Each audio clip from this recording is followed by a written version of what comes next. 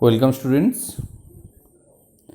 আমাদের আজকের আলোচিত বিষয় দশম শ্রেণীর রসায়ন অংশের অন্তর্গত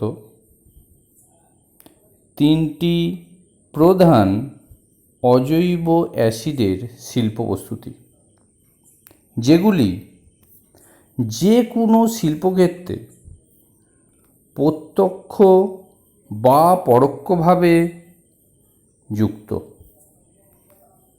সার শিল্পে ammonium nitrate, ammonium sulphate, superphosphate ইত্যাদি উৎপাদনে দুটি জারক অ্যাসিড HNO3 ও H2SO4 এর মুখ্য ভূমিকা বর্তমান। বিজারক প্রকৃতির অ্যাসিড HCl ওষুধ শিল্পে বহুল ব্যবহৃত। এই তিনটি অ্যাসিডেরই কিছু আদি নাম বর্তমান। সেই নামের সাথে সম্পর্কিত তথ্যগুলি আমরা আজ জানব। অর্থাৎ HClকে কেন মিউরিয়াটিক অ্যাসিড, HNO3কে কেন অ্যাকোয়াফর্টিস ও H2SO4কে কেন অয়েল অফ ভিট্রিয়ল বা রসায়নের রাজা বলা হয়। সর্বপ্রথমে আমরা আসছি হাইড্রোক্লোরিক অ্যাসিড নিয়ে। তো এই খনিজ পদার্থগুলি বা খনিজ অ্যাসিডগুলি উৎস কোনো না কোনোভাবে কিছু খনিজ পদার্থের সঙ্গে যুক্ত। যেমন HCl প্রস্তুতির ক্ষেত্রে NaCl অর্থাৎ সোডিয়াম ক্লোরাইড অর্থাৎ সাধারণ খাদ্য লবণ যুক্ত। আবার HNO3 প্রস্তুতির ক্ষেত্রে KNO3 বা পটাশিয়াম নাইট্রেট বা সোডা যুক্ত। একইভাবে সালফিউরিক অ্যাসিড প্রস্তুতির ক্ষেত্রে সালফার বা গন্ধক যুক্ত। যেহেতু এই অজৈব যৌগগুলির সঙ্গে সম্পর্কিত অ্যাসিডগুলি, তাই এগুলিকে অজৈব অ্যাসিড বলা হয়। এবার আসছি আমরা হাইড্রোজেন ক্লোরাইড তথা হাইড্রোক্লোরিক অ্যাসিড। বিজ্ঞানী গ্লোবার সোডিয়াম ক্লোরাইডের সঙ্গে গাঢ় সালফিউরিক অ্যাসিডের বিক্রিয়া ঘটিয়ে সর্বপ্রথমে হাইড্রোজেন ক্লোরাইড গ্যাস তৈরি করতে পেরেছিলেন। এবং বিজ্ঞানী প্রিস্টলি সমুদ্রের লবণ থেকে বা সমুদ্রের জল থেকে হাইড্রোজেন ক্লোরাইড প্রস্তুত করেছিলেন। লবণ জল বা বাইন দ্রবণকে ল্যাটিন শব্দে মিউরিয়া নামে উল্লেখ করা হয়েছে। সুতরাং মিউরিয়াটিক কথাটি লবণ জল সংক্রান্ত। যেহেতু সমুদ্র জল থেকে এই অ্যাসিডটি প্রস্তুত করা হয়েছে সর্বপ্রথম, তাই এই অ্যাসিডটি মিউরিয়াটিক অ্যাসিড নামে পরিচিত। লে ব্ল্যাঙ্ক পদ্ধতিতে সাধারণ লবণ বা রক সল্টের সাথে গাঢ় সালফিউরিক অ্যাসিড মিশিয়ে উত্তপ্ত করার দরুন উপজাত পদার্থ রূপে HCl পাওয়া যায়। যদিও লে ব্ল্যাঙ্ক পদ্ধতি সোডা অ্যাশ বা সোডিয়াম কার্বনেট প্রস্তুতির সাথে যুক্ত। এর উৎপাদনের ক্ষেত্রে উপজাত পদার্থ রূপে HCl গ্যাস উৎপন্ন হয়।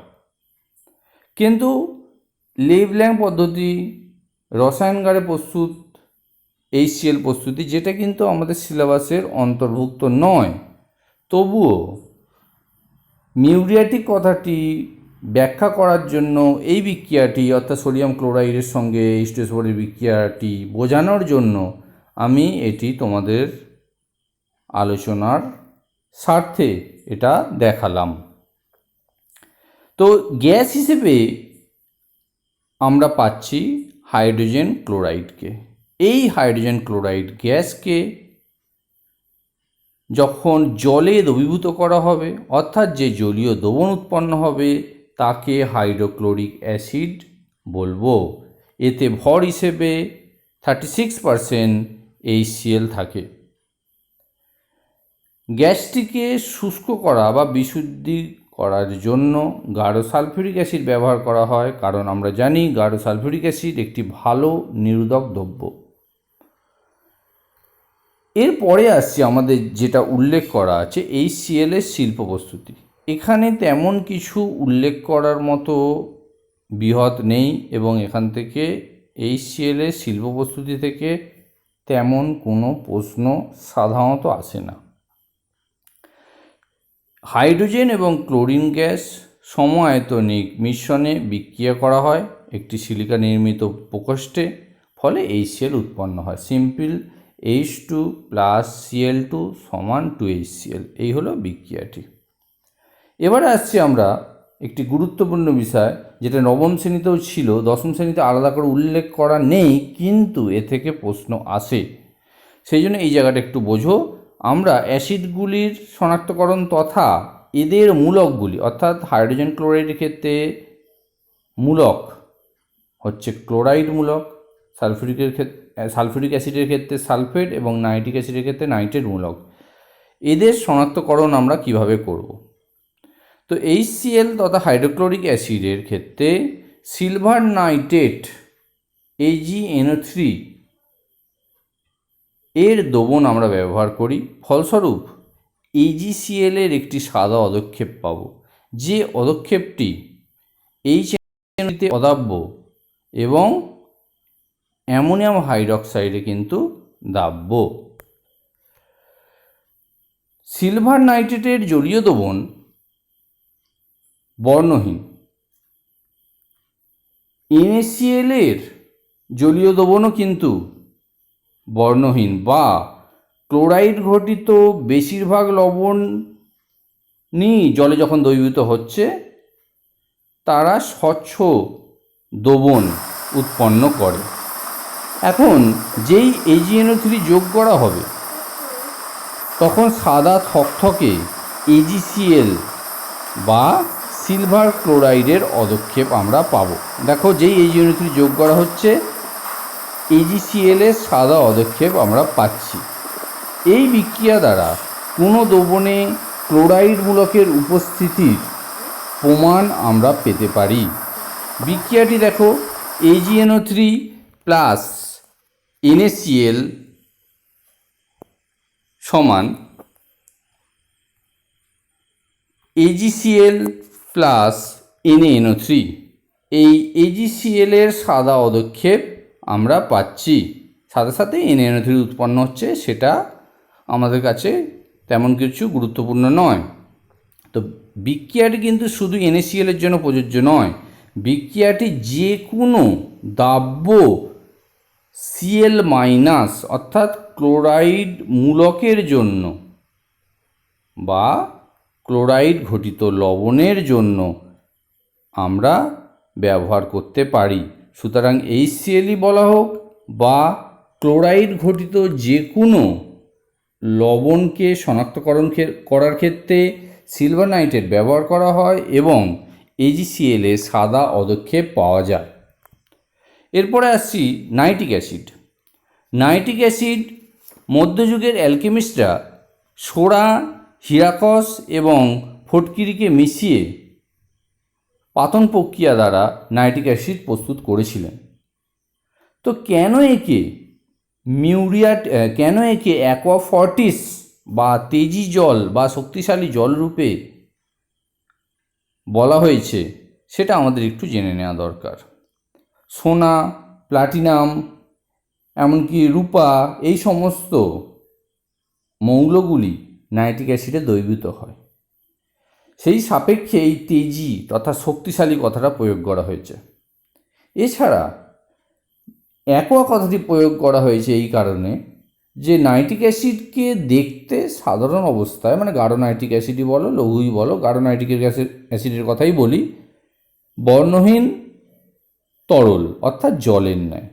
সুতরাং জলের ন্যায় দেখতে হওয়ায় এটাকে অ্যাকোয়া বলা হয়েছে। এবং শক্তিশালী তথা বেশ কিছু বদ ধাতুগুলোকে ও দ্রবীভূত করতে সক্ষম, প্রত্যক্ষ বা পরোক্ষভাবে। কিছু সরাসরি নাইট্রিক অ্যাসিডে দ্রবীভূত হয় না, প্রকৃতপক্ষে অ্যাকোয়ারিজিয়া তৈরির মাধ্যমে হয়, কিন্তু হয়। সেই কারণে এই অ্যাকোয়া ফর্টিস বা তেজি জল কথাটি ব্যবহার করা হয়েছে। বিজ্ঞানী গ্লোবার নাইটার অর্থাৎ পটাশিয়াম নাইট্রেটের সঙ্গে গাঢ় সালফিউরিক অ্যাসিডের বিক্রিয়া ঘটিয়ে নাইট্রিক অ্যাসিড প্রস্তুত করেছিলেন রসায়নগারে। কিন্তু আমাদের দরকার হচ্ছে নাইট্রিক অ্যাসিডের শিল্প প্রস্তুতি, যেটা হচ্ছে অসওয়াল্ড প্রস্তুতি। তো অসওয়াল্ড পদ্ধতিতে আমরা নাইট্রিক অ্যাসিড কীভাবে প্রস্তুত করছি না, অ্যামোনিয়া গ্যাস থেকে বা অ্যামোনিয়া গ্যাসের জারণ দ্বারা আমরা নাইট্রিক অ্যাসিড প্রস্তুত করছি। প্রাথমিক অবস্থায় কী করা হচ্ছে, অ্যামোনিয়া গ্যাসকে বায়ুর সঙ্গে মিশিয়ে, মানে বায়ুর অক্সিজেনের সঙ্গে মিশিয়ে মোটামুটি 700 ডিগ্রি সেলসিয়াস উষ্ণতায় উত্তপ্ত করা হচ্ছে। কী অনুঘটক? প্লাটিনাম তারজালি কিংবা প্লাটিনাম রোহোডিয়াম সংকর ধাতুর তারজালি, এবং যার উপর দিয়ে অ্যামোনিয়া গ্যাসকে দ্রুত চালনা করা হয়। দ্রুত কেন? যাতে অসম্পূর্ণ জারণ হয়। সম্পূর্ণ জারণ হয়ে গেলে নাইট্রোজেন উৎপন্ন হয়ে যাবে। আমরা চাইছি এনও উৎপন্ন হোক, সেই জন্য আমরা চাইছি অসম্পূর্ণ জারণ হোক। ফলে অ্যামোনিয়া গ্যাস বায়ুর অক্সিজেন দ্বারা জারিত হয়ে নাইট্রিক অক্সাইড উৎপন্ন হলো। এখানে প্লাটিনাম তারজালি বললাম অনুঘটক হিসেবে ব্যবহার করা হয়। কোনো কোনো বইয়ে প্লাটিনাম রোহোডিয়াম অনুঘটকের কথা বলা থাকবে। চাপের মানটা 5 থেকে 7 বায়ুমণ্ডলীয় চাপ হয় এবং বিক্রিয়াটির প্রকৃতি উভমুখী এবং তাপদায়ী। বিক্রিয়াটা দেখো, NH3 প্লাস 5O2 সমান 4NO প্লাস 6H2O, খুব ইম্পর্টেন্ট বিক্রিয়া। এর পরের ধাপে উৎপন্ন নাইট্রিক অক্সাইডের সঙ্গে বায়ু মেশানো হয়ে নাইট্রিক অক্সাইড বায়ুর অক্সিজেন দ্বারা জারিত হয়ে নাইট্রোজেন ডাইঅক্সাইডে পরিণত হলো। অর্থাৎ NO যে উৎপন্ন NO সে অতিরিক্ত অক্সিজেনের সঙ্গে বিক্রিয়া করে নাইট্রোজেন ডাইঅক্সাইড উৎপন্ন করছে। পরের ধাপে নাইট্রোজেন ডাইঅক্সাইড গরম জলের সঙ্গে বিক্রিয়া করে নাইট্রিক অ্যাসিড উৎপন্ন করছে। তো এই 3টে বিক্রিয়াও গুরুত্বপূর্ণ। তোমাকে পরীক্ষায় যখন এইটা প্রশ্নটি দেওয়া হবে, তুমি চেষ্টা করবে প্রতিটি পয়েন্ট করে করে লেখার। অর্থাৎ বিক্রিয়া, রাসায়নিক বিক্রিয়াগুলো তো সাধারণ নিয়মে লিখবেই, অনুঘটক বলে আলাদা করে সাবহেডিং করে তাতে কী অনুঘটক, উষ্ণতাটা আলাদা করে মেনশন করবে, চাপটা আলাদা করে মেনশন করবে, বিক্রিয়ার প্রকৃতি এই যে উভমুখী তাপদায়ী সেই প্রসঙ্গটা উল্লেখ করবে। এগুলি একটা দীর্ঘ বাক্যে না লিখে পয়েন্ট করে করে লিখবে, তাতে পরীক্ষকের সুবিধে, তোমার খাতার মানও বৃদ্ধি পাবে। নাইট্রিক অ্যাসিড সাধারণ অবস্থায় বর্ণহীন, কিন্তু উৎপন্ন হওয়ার সময় কিছু জারক পদার্থের উপস্থিতি কিংবা কিছু ধাতুর উপস্থিতির জন্য নাইট্রোজেন ডাইঅক্সাইড সামান্য হলেও উৎপন্ন হয়ে যায়। ফলস্বরূপ কিছুদিন রাখার পর নাইট্রিক অ্যাসিড হালকা বাদামি বর্ণের হয়ে যায়। এছাড়া কথাটা বলি, নাইট্রিক অ্যাসিডের সঙ্গে যখন নাইট্রোজেন ডাইঅক্সাইড অতিরিক্ত পরিমাণে মিশে থাকে বা আমরা মিশিয়ে রাখি, সেই অবস্থাটাকে আমরা ধূমায়মান নাইট্রিক অ্যাসিড বলি। এটা তৈরি করার ক্ষেত্রে গাঢ় নাইট্রিক অ্যাসিডের সঙ্গে স্টার্চ মিশিয়ে পাতন করা হয়, কিন্তু সাধারণ অবস্থাতেই বলছি, যার ঘটে নাইট্রিক অ্যাসিড এই বাদামি বর্ণের নাইট্রিক অ্যাসিডে পরিণত হয়, কারণ ওর মধ্যে NO2 অর্থাৎ নাইট্রোজেন ডাইঅক্সাইড দ্রবীভূত থাকে। NO2 বা নাইট্রোজেন ডাইঅক্সাইড প্রকৃতপক্ষে বাদামি বর্ণের গ্যাস, ওটি দ্রবীভূত থাকে বলেই এই নাইট্রিক অ্যাসিডটি এই ধরনের বর্ণ পাচ্ছে। নাইট্রিক অ্যাসিডের থেকে ধূমায়মান নাইট্রিক অ্যাসিড আরও সক্রিয় জারক পদার্থ। এরপর আসছি নাইট্রিক অ্যাসিডের শনাক্তকরণ। এটি করা হয় একটি প্রক্রিয়া দ্বারা, যে প্রক্রিয়াটিকে বলয় পরীক্ষা বলা হয়। সেখানে নাইট্রেট ঘটিত লবণ বা নাইট্রিক অ্যাসিড একটি টেস্ট টিউবে নিয়ে নেওয়া হয়। অপর টেস্ট টিউবে ফেরাস সালফেটের জলীয় দ্রবণ নেওয়া হয়। ফেরাস সালফেট হালকা সবুজ বর্ণের কেলাস আকার পদার্থ, সেটি জলে দ্রবীভূত করলে হালকা সবুজ বর্ণের একটা দ্রবণ পাওয়া যায়, বর্ণহীনের মতনই দেখতে লাগে লঘু করে নিলে। এই দুটিকে প্রথমে মেশানো হয়। এরপর টেস্ট টিউবের গা বেয়ে সালফিউরিক অ্যাসিড ঢালা হয়। টেস্ট টিউবটাকে সাধারণত আমরা কাত করে রাখি। তারপর গাঢ় সালফিউরিক অ্যাসিড ধীরে ধীরে দ্রবণের গা বেয়ে ঢালি, না হলে বলয়টি ভেঙে গিয়ে গোটা দ্রবণটি বাদামি বর্ণ তৈরি করে ফেলবে, যেটা নাইট্রেট এবং নাইট্রাইটের মধ্যে আমরা গুলিয়ে ফেলব।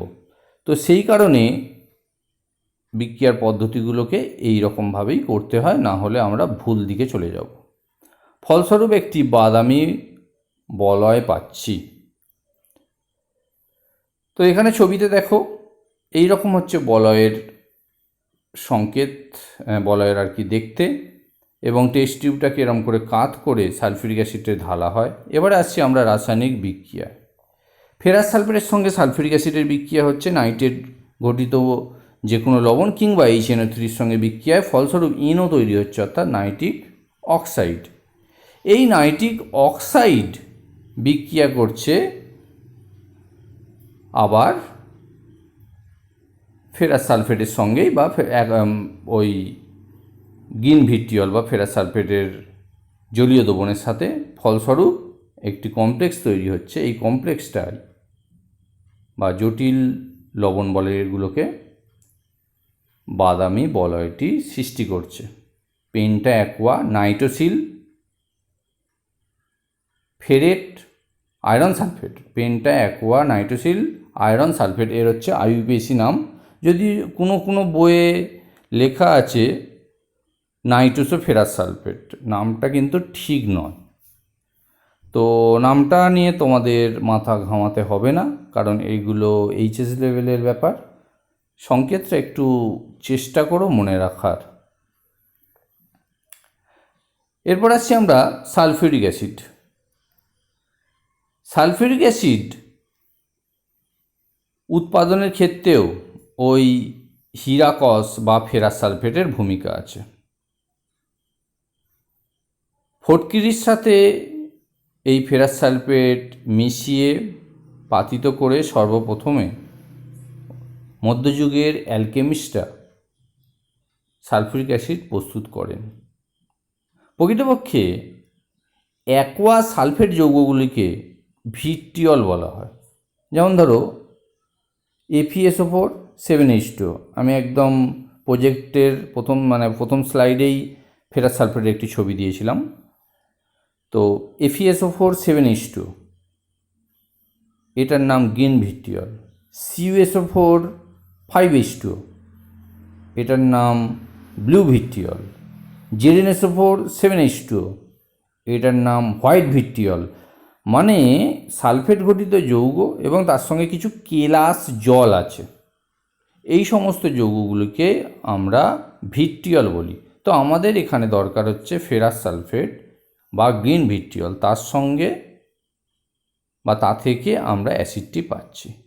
তো ফেরাস সালফেট থেকে তথা সালফেট ঘটিত ওই যুগ্ম লবণ থেকে আমরা সালফিউরিক অ্যাসিডটি পাচ্ছি বলে এটিকে ভিট্রিয়ল হিসেবে উল্লেখ করেছি। অয়েল কেন? তেলের কিছু প্রকৃতি আছে। তেল যেখান থেকে যায়, মানে ধরো একটা কাঁচের পাত্র দিয়ে তেল বয়ে আসছে, কিংবা স্টিলের থালা দিয়ে একটা তেল বয়ে আসছে, সে কিন্তু একটু দাগ রেখে আসে। যখন থেকে তেল গেছে, গড়িয়ে পড়ে গেছে, কিন্তু ওখানে একটা দাগ রেখে এসছে। সালফিউরিক অ্যাসিডকেও যদি কাঁচের টেস্ট টিউবে বা কাঁচের কোনো পাত্রের মধ্য দিয়ে ওকে গা বেয়ে ঢালো, ও কিন্তু একটি দাগ রেখে আসবে। ওই তেলের ন্যায় প্রকৃতি, মানে ওই যে দাগ রেখে আসছে, আর ওই ভিট্রিয়ল প্রসঙ্গটা আছে বলে এটিকে অয়েল অফ ভিট্রিয়ল বলা হয়। এছাড়া H2SO4 শিল্পক্ষেত্রে বহুল ব্যবহৃত। সমস্ত শিল্পে এটি প্রত্যক্ষ বা পরোক্ষভাবে যুক্ত।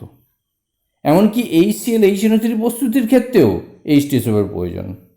এই যে এর ব্যবহার, প্রচুর পরিমাণে ব্যবহার, সেই কারণে সালফিউরিক অ্যাসিডকে রসায়নের রাজা বা কিং অফ কেমিক্যাল বলা হয়। এটি একটি সালফিউরিক অ্যাসিডের চার্ট, কিভাবে সালফিউরিক অ্যাসিড তৈরি করা হয়েছে সেটা দেখানো হয়েছে, বইয়েতেও তোমাদের এই ছবিটি আছে। তো সালফার থেকে সালফার ডাইঅক্সাইড উৎপন্ন করা হয়, সালফার ডাইঅক্সাইড থেকে সালফার ডাইঅক্সাইড উৎপন্ন করা হয়, তারপরে জলের সঙ্গে বিক্রিয়া করা হয়, মাঝখানে আরও একটি ধাপ আছে। আমি এবার এটাকে নিয়ে ডিটেলসে বলছি। তো এটির নাম দিয়েছি আমরা স্পর্শ পদ্ধতিতে সালফিউরিক অ্যাসিড প্রস্তুতি। সঙ্গে সঙ্গে মাথায় আসবে স্পর্শ পদ্ধতি কেন। প্রকৃতপক্ষে কন্ট্যাক্ট প্রসেস বা স্পর্শ মানে হচ্ছে অনুঘটকের উপস্থিতিতে, এবং অনুঘটকটি হয় কঠিন, তার উপস্থিতিতে গ্যাস বিক্রিয়া করছে, গ্যাসটি অনুঘটককে স্পর্শ করছে, তার দরুন বিক্রিয়াটি হচ্ছে। এই কারণেই প্রধানত এই কন্ট্যাক্ট প্রসেস বা স্পর্শ পদ্ধতি প্রসঙ্গটি এসছে। অনুঘটক নিয়ে একটু পরে আমি আলোচনা করছি, সেখানে আমি আরও ডিটেলসে বলছি। তো প্রথম ধাপে কি করা হচ্ছে, আয়রন পাইরাইটিস বা সালফার বায়ুর উপস্থিতিতে দহন ঘটে সালফার ডাইঅক্সাইড উৎপন্ন করছে। তো এই বিক্রিয়াটাই বুঝে রাখতে পারো। কিংবা আয়রন পাইরাইটিসের ক্ষেত্রে দেখো FeS2 খুব ইম্পর্টেন্ট। এই বিক্রিয়াগুলি কিন্তু এই বিক্রিয়াগুলোই জানতে চাওয়া হচ্ছে বর্তমানে। তো SO2 উৎপন্ন হলো। এরপরে এই SO2 SO3-তে পরিণত হচ্ছে অতিরিক্ত অক্সিজেনের সঙ্গে বিক্রিয়ায়।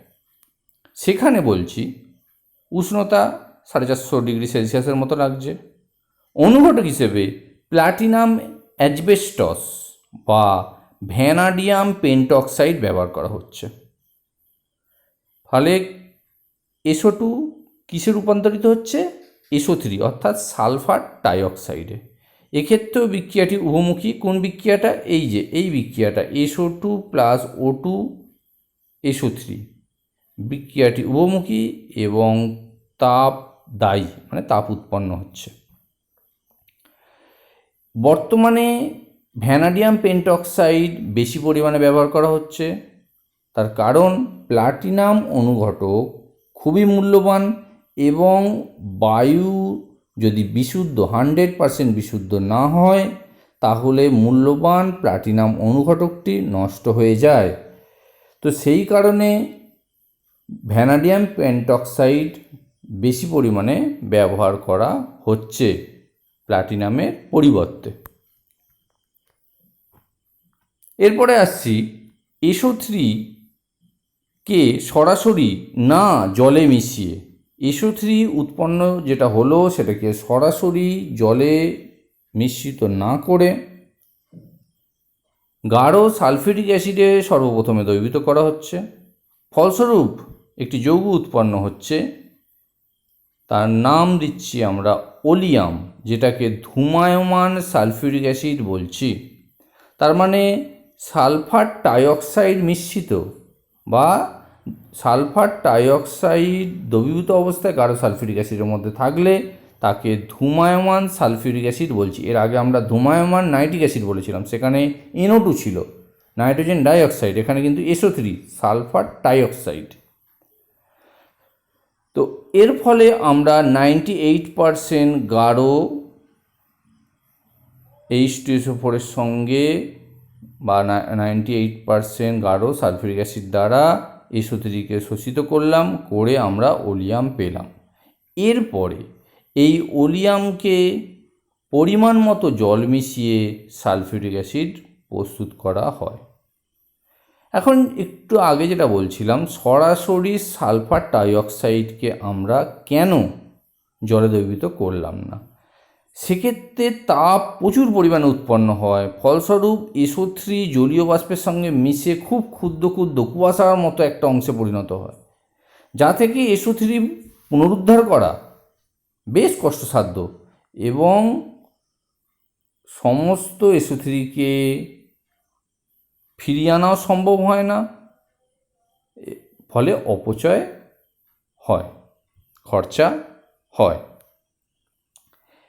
এর পরের ধাপে বলি, SO3 ও বায়ুর মিশ্রণ বিশুদ্ধ হওয়া প্রয়োজন। একটু আগেই বললাম, তার কারণ আর্সেনিক বা আর্সেনিক অক্সাইডের উপস্থিতিতে প্লাটিনাম নষ্ট হয়ে যাবে। এরপর একটা গুরুত্বপূর্ণ বিষয় আছে আমাদের, শিল্প ও প্রস্তুতির ক্ষেত্রে ব্যবহৃত অনুঘটক সব সময় বিচূর্ণ অবস্থায় মানে গুঁড়ো করে ব্যবহার করা হয়। সেটা যে কোনো পদ্ধতি ধরে, হেবার পদ্ধতি আমাদের পড়া হবে, সেখানে আয়রন অনুঘটক, অসল পদ্ধতিতে প্লাটিনাম বা প্লাটিনাম রোহোডিয়াম, স্পর্শ পদ্ধতিতে প্লাটিনাম বা V2O5 মানে ভ্যানাডিয়াম পেন্টক্সাইড, এগুলো ব্যবহার করা হচ্ছে। খেয়াল করে দেখো, এক্ষেত্রে অনুঘটকগুলো সবাই কঠিন এবং যারা এই অনুঘটকের স্পর্শে আসছে তারা প্রত্যেকেই গ্যাস। এইখানে একটি ঘটনা ঘটে, সেটা হচ্ছে রাসায়নিক অধিশোষণ। অধিশোষণ কাকে বলে? শোষণ আর অধিশোষণের মধ্যে অনেক তফাৎ আছে। যেমন ধরো, স্পঞ্জ জলকে শোষণ করে, কিন্তু যদি কোনো কণা অপর কণার অভ্যন্তরে প্রবেশ না করে কেবলমাত্র পৃষ্ঠে লেগে থাকে, তাকে বলি অধিশোষণ। যেমন ধরো, চারকোল কার্বন ডাইঅক্সাইডকে বা কার্বন মনোক্সাইডকে অধিশোষিত করে, মানে চারকোলের পৃষ্ঠে কার্বন মনোক্সাইড লেগে থাকে। তো এই অনুঘটকের পৃষ্ঠে ওই গ্যাসগুলি অধিশোষিত হয়, ওই গ্যাসগুলি মানে যারা রাসায়নিক বিক্রিয়া করছিল অনুঘটকের উপস্থিতিতে, এবং একটি দুর্বল রাসায়নিক বন্ধন দ্বারা যুক্ত হয়। এই ঘটনাটাকে আমরা রাসায়নিক অধিশোষণ বলছি। তার মানে আরও একটি অধিশোষণ আছে, সেটাকে বলে ভৌত অধিশোষণ। সেখানে রাসায়নিক বন্ধন দ্বারা যুক্ত হয় না, সেখানে একটি দুর্বল ভ্যান ডের ওয়াল বল বলে কথা আছে, সেটার দ্বারা যুক্ত হয়। তো যাই হোক, এই রাসায়নিক বন্ধন কিন্তু সাধারণ রাসায়নিক বন্ধনের থেকে আবার আলাদা। এটা দুর্বল রাসায়নিক বন্ধন, কারণ পার্মানেন্ট যদি বন্ধন করে ফেলে তাহলে তো নতুন করে আর বিক্রিয়া ঘটবেই না। এবং এটা হচ্ছে পৃষ্ঠতলীয় ঘটনা, কারণ পৃষ্ঠে লেগে থাকবে। সুতরাং পৃষ্ঠের ক্ষেত্রফল যত বাড়ানো হবে, অনুঘটকের কার্যকারিতা তত বাড়বে। সেই কারণে অনুঘটকগুলো সর্বদা চূর্ণ করে ধুলোর আকারে ব্যবহার করা হয়, নতুবা এই যেমন প্লাটিনাম তারজারি ব্যবহার করে। তারজারি মানে কি? ওর সারফেস এরিয়া আরও বাড়ানো হচ্ছে, রিং হচ্ছে। ওটা যদি ব্লক ফর্মে থাকতো তার সারফেস এরিয়া অনেক কম থাকতো। যেমন একটু খেয়াল করে থাকবে, কমার্শিয়ালে আমরা যে কয়লা ব্যবহার করি, সেই কয়লাগুলো খুব ছোট্ট ছোট্ট করে ভাঙা হয়। ওই একই লজিক, সারফেস এরিয়া বাড়ানো হচ্ছে, পৃষ্ঠতলে ক্ষেত্রফল বাড়ানো হচ্ছে, ফলস্বরূপ তার থেকে যে তাপটা আমরা পাবো সেটা আরও বেশি পরিমাণ, বা তার থেকে যে আমরা কার্য পাবো বা তার কার্যকারিতা বৃদ্ধি করা হচ্ছে। তো এই কারণে আমরা যে অনুঘটকগুলো ব্যবহার করি সর্বদা চূর্ণ ফর্মে বা বিচূর্ণ ফর্মে ব্যবহার করি। এরপরে আসছি সালফিউরিক অ্যাসিডের শনাক্তকরণ। শুধু তাই নয়, সাথে সাথে আমরা সালফেট মূলকেরও শনাক্তকরণের কথা বলবো। তার কারণ আমরা বললাম যে এটা কেবল সালফিউরিক অ্যাসিডের শনাক্তকরণের ব্যাপার নয়, সালফেট ঘটিত যে কোনো লবণের শনাক্তকরণ অবশ্যই সেটি জলে দাব্য হতে হবে। তো এখানে যে কেমিক্যালটা দ্বারা সালফেট মূলক তথা সালফিউরিক অ্যাসিডকে শনাক্তকরণ করা হয় তার নাম বেরিয়াম ক্লোরাইড। বেরিয়াম ক্লোরাইডের সংস্পর্শে যদি সালফিউরিক অ্যাসিড আসে বা সালফেট ঘটিত লবণ আসে বা সালফেট মূলক আসে, তাহলে বেরিয়াম সালফেটের একটি সাদা অধক্ষেপ পাওয়া যাবে, যেটি HCl বা HNO3-তে অদাব্য। এবারে সাধারণ সালফেট ঘটিত লবণ বেশিরভাগই যারা জলে দাব্য তারা স্বচ্ছ দ্রবণ উৎপন্ন করে।